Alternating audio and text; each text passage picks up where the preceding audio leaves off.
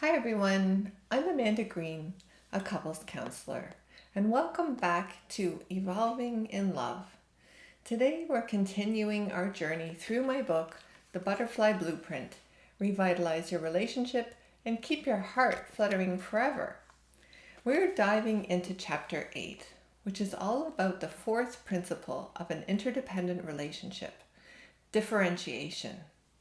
If you're just joining, I recommend checking out the earlier chapters as each video builds on the previous ones. So imagine a mosaic, a beautiful piece of art made up of different colored tiles. Each tile keeps its own shape and color, but still contributes to the whole picture. That's exactly how I want you to think about your relationship. You and your partner are like those individual tiles. Each of you is distinct and unique, but when you come together, you create something amazing and complete. It's when we try to get close through the first three principles, surrender, equality, and generosity, that differences are bound to pop up between us. And sometimes those differences can feel like big, scary gaps or even chasms, right? You've probably felt it before. I hear couples describe it all the time in sessions. We're on opposite sides. It feels like there's this huge distance between us. But here's the thing. Differences are not something to fear. In fact, they're part of what makes an interdependent relationship strong when we approach them with the right attitude. It's about finding that sweet spot where you can be yourself but still be open and connected to your partner, even during disagreements. Now think about a butterfly. Imagine if it had two left sets of wings or two right sets. It just wouldn't be able to fly, right? The butterfly can fly because its wings are opposing but work in harmony. It's the same in relationships. You and your partner are opposites in so many ways, but when you bring those contrasting qualities together, you create something even more beautiful than either of you could ever have attained on your own. Now get this. Research from Dr. John Gottman and Nan Silver shows that 69% of relationship conflicts come from unresolvable differences. Yes, 69%. That is a huge number. These conflicts are based on fundamental differences in personality or lifestyle preferences that honestly aren't going anywhere. But here's the good news. You don't need to fix those differences. They are like a compass pointing you toward a deeper kind of connection. Instead of trying to change each other, you need to learn to relate to one another's differences. Because without diversity, how could you create something as beautiful as a mosaic? This brings me to what I like to call the right-wrong duality dilemma that blocks the principle of differentiation.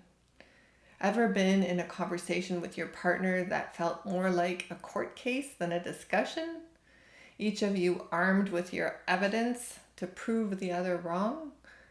It's like you're both lawyers instead of lovers. You're standing your ground, ready to present Exhibit A, and your partner does the same.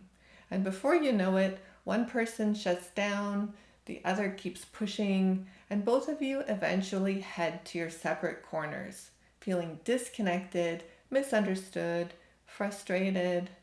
Does that sound familiar? The problem gets worse when we start attacking each other's character. You're so selfish, or your head's as thick as a wall. When that happens, it's no longer about how to load the dishwasher or being late coming home. It becomes about who's good and who's bad. And once we're in that place, it's really hard to come back from all the hurtful things that get said. So why do we do this? It's because of our ego, our need to protect our own side of the coin, our own truth, even if it means we negate our partner's side or perspective in the process. But that need to win blinds us to what's really important, which is including both sides and the coin, both sets of wings and the butterfly. If you look at this little picture here, ooh, there. Or both of you and your couple. Here's where differentiation comes in. Differentiation opens up space for both individuals to exist and have different perspectives. You don't have to agree on everything to connect. In fact, connection can only happen between two separate points of reference. But it's not easy. Let me break it down into 3 practices that make differentiation work: acknowledgement, acceptance, and accommodation. First, acknowledgement. This is the most basic and the most overlooked step. It doesn't mean you have to agree with your partner, but you have to acknowledge their feelings and their perspective. It's like giving a respectful nod that says, I see you, I hear you. Picture it like this. When light hits a mirror, it reflects and illuminates. That's what acknowledgement does. You're reflecting your partner's feelings back to them, saying, I can understand how you could view it that way. And opportunities for acknowledgement are everywhere. If your partner's upset, it's a clear sign some difference or gap has erupted between you. That's your chance to shine the light of your attention and say, hey, I see that this is important to you. Next is acceptance. Acceptance in relationships is about being open to your partner's emotions and perceptions without taking it personally or judging. It's not about changing or fixing. It's about recognizing that they are who they are. When you accept your partner, you're making room for the reality of duality. We all have what seem like imperfections looking from the outside in. But have you ever bought something from the as-is section at IKEA? It might have a few flaws, but it still fits perfectly into your home. Well, the same goes for our partners. They have quirks, but they're irreplaceable. And finally, the third practice is accommodation. Accommodation is about making conscious adjustments to create balance. If your partner is always late, maybe you plan to leave earlier. If they're messy and you love tidiness, maybe you agree on a spot where they can leave their things. And remember, accommodation isn't just about your partner. It's about you too. Sometimes you need to learn to accommodate yourself. If you want to feel like a priority, practice putting yourself first. If you feel overwhelmed, give yourself permission to take a break. This can be really hard work if you're not used to doing it. The difference between selfishness and self-care is that selfishness focuses solely on fulfilling your own desires at the expense of others, often accompanied by guilt, while self-care involves recharging yourself in order to be able to better support and be present for those around you. In the long run, making space for your own needs will strengthen your relationship too. Let me tell you about Grant and Brenda. Grant is extroverted. He's always ready for a party, while Brenda is the complete opposite. She's introverted and treasures her quiet nights at home. For a long time, this difference caused tension between them, but when they started practicing acknowledgement, acceptance, and accommodation, things began to shift. Brenda practiced acknowledgement by recognizing that Grant's social nature wasn't something to resent, but a part of who he was.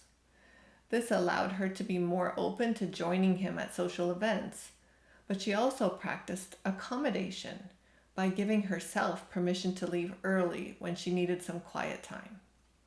Grant, on the other hand, practiced acceptance by realizing that Brenda's preference for solitude wasn't a rejection of him. It was simply how she recharged.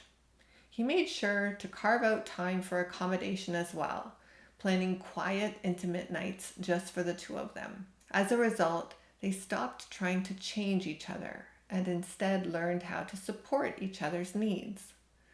By consciously practicing these three principles, acknowledgement, acceptance, and accommodation, you don't just fly as a couple, you better fly.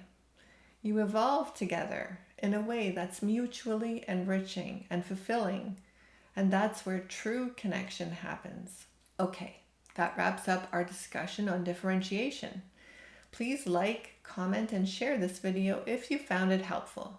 Thanks for being here, and please join me next time for Chapter 9 called Unity.